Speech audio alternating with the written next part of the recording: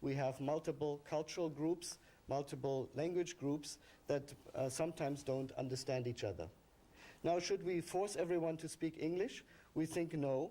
It is clearly a beauty and the identity, the culture and the customs of each language are something we think is worth retaining. It's a good thing to keep these individual peculiarities of different communities. There's pride, there's individualism, there's a lot of advantage to having these individual expressions of our thoughts and minds.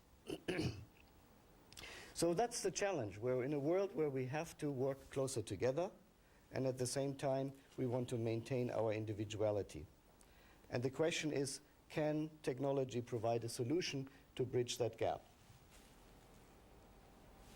So to answer these problems or to create solutions for these problems, we show you here today 4 technologies that are aimed at being solutions or answers to these problems that we're currently working on, and it's the first time today that we're publicly demonstrating what we're doing in this respect.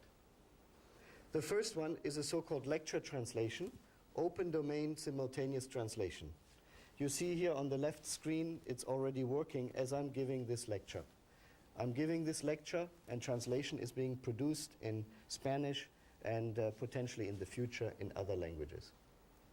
The second technology we would like to show is a device that makes it possible to hear a personal translation.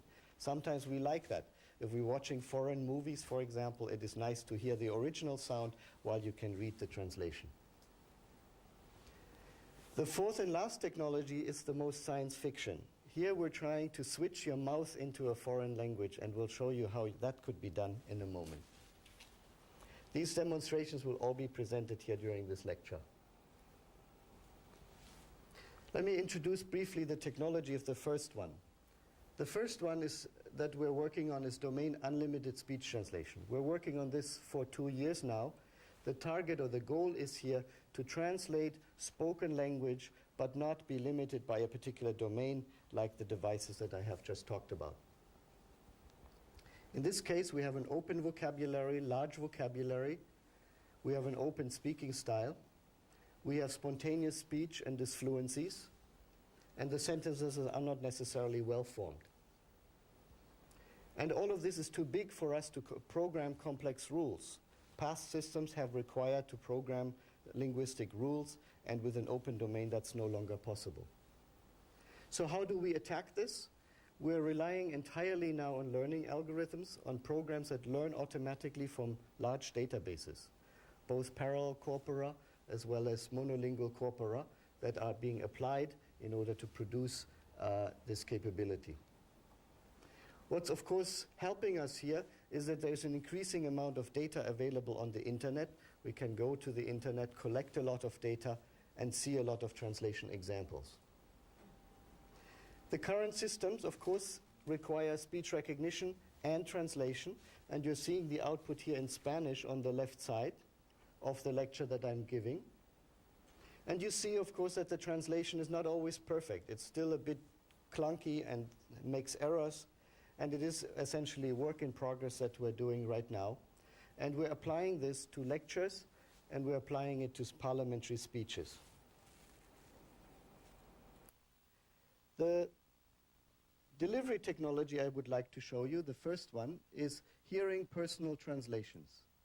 What we have here is a device that is an array of ultrasound speakers that can generate a very narrow beam of sound that we can point just to one speaker in an audience or one speaker in a room.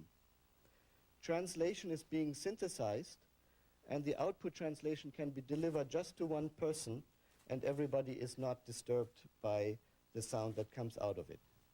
Patricia here is demonstrating the output of the translation as it is being projected onto you and moved into this space.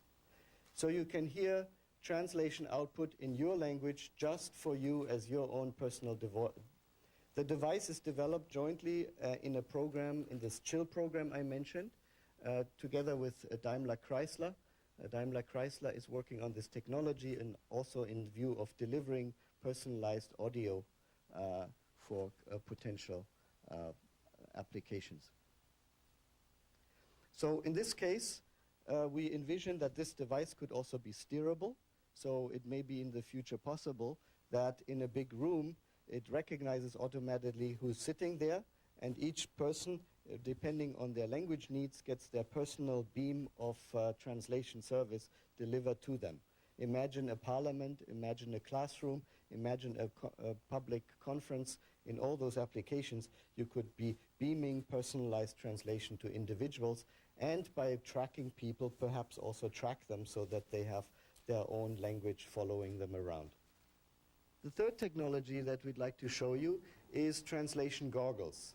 In this case, you may not want to have audio translation, but you may want to see the translation of the lecture in terms of text as captions. Sometimes we like to hear a lecture in the original language, meaning that we would like to hear the original speaker in their original voice and simply follow along by seeing the text of the translation under the person's face that we are looking at. Now let me get to the fourth technology we'd like to show you. As I said, this is most science fiction. So imagine you wanted to switch your mouth into a foreign language mode and simply speak in foreign languages or in foreign tongues. It is now possible to do that. The way we do that is we have electrical sensors or electrodes mounted on the cheek and the throat of a speaker. The speaker that you see here is a Chinese speaker, and if he speaks Chinese, the muscle movements of his cheek and his throat are being captured by these electrical sensors, and by recognizing the electrical movements or the electrical signals from the muscle movement, we can capture these electrical signals and recognize them as the words that have been intended in Chinese. So what you will see here now, Stan is demonstrating for a moment how this works. He will produce a Chinese input phrase by simply moving the mouth and the articulators. And as a translation, you will hear the English and the Spanish, which is not what he has spoken. You will simply hear what he had intended to say as a Chinese speaker. So, Stan, please.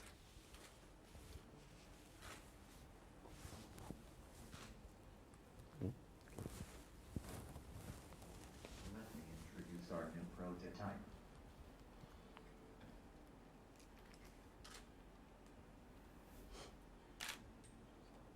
This prototype translates non-audible speech.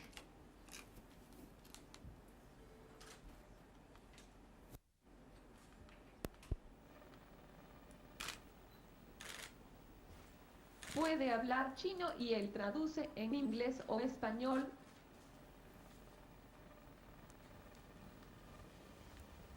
Okay, thank you very much. So you have seen an instance of where a speaker motions the lips and mouth and throat in a foreign language, and what we hear is the translation into our own language. It may be possible to, in the future, to implant these electrodes into your mouth and throat if you want, and have your mouth essentially become multilingual, so that you, even though you have only learned English, can produce sound in any language you choose as you travel the world. That is a bit science fiction, but it's clearly a vision that we think is very exciting.